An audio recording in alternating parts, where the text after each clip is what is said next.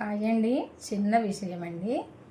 ఆడపిల్ల వాళ్ళ తల్లిదండ్రి కాదండి పిల్లలపైన జాగ్రత్తలు తీసుకోవడం. మగపిల్ల వాళ్ళ తల్లిదండ్రులు కూడా జాగ్రత్తలు తీసుకోవాలి పిల్లలపైన.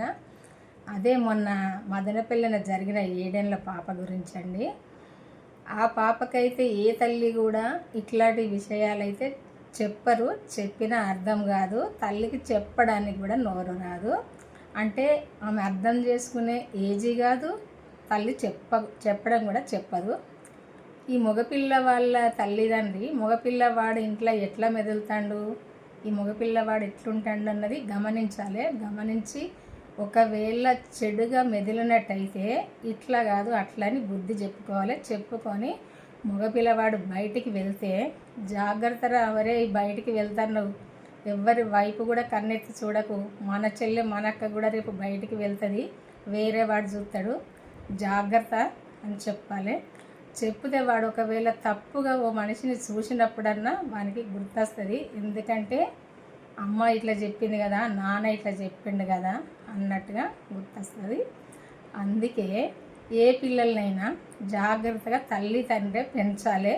పిల్లల పద్ధతి అయినా పిల్లల ఎట్లుండాలి, పిల్లలు ఏ విధంగా మెదలాలి అన్నది ఏదైనా తల్లిదండ్రుల బాధ్యతే.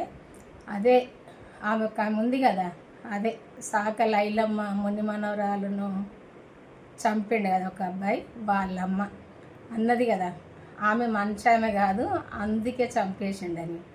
అంటే మంచామె కాదని ఈమె ఎవరు చెప్పడానికి? మంచామె కాదని ఆమె పైన ఈమె ముద్దెరెయ్యన్న, ఈమెకి ఎక్కడిది అధికారం? అంటే మంచామె కాకుంటే ఈమె కొడుకు చంపేయన్న, చంపేసే అంత ఉన్నదా రూల్స్?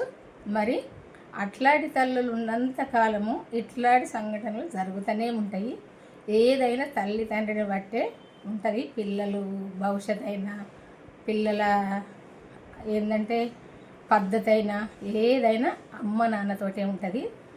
ఇట్లాంటి సంఘటనలు జరగకుండా తల్లిదండ్రులు జాగ్రత్తగా చెప్పుకున్నప్పుడు జరగవు. అంటే ఒక నెలలో ఎన్ని జరుగుతున్నాయో మనం చూస్తూనే ఉన్నాము. ఇంకా ఇప్పుడు ఈ వరంగల్ కూడా జరిగినది, ఇంకెక్కడో ఈ వయసులో ఉన్న పిల్లల పైన జరిగింది. ఇట్లాంటి సంఘటనలు అయితే జరగకుండా తల్లిదండ్రి బాధ్యతే చూసుకోవాలి. పిల్లలకైతే బుద్ధులు చెప్పుకోవాలి. నాకైతే తెలిసిన కాడికి చెప్తున్నా, మీరు ఎవరేమన్నా అనుకోండి. సరేనా? బాయ్ అండి, ఉంటా మరి.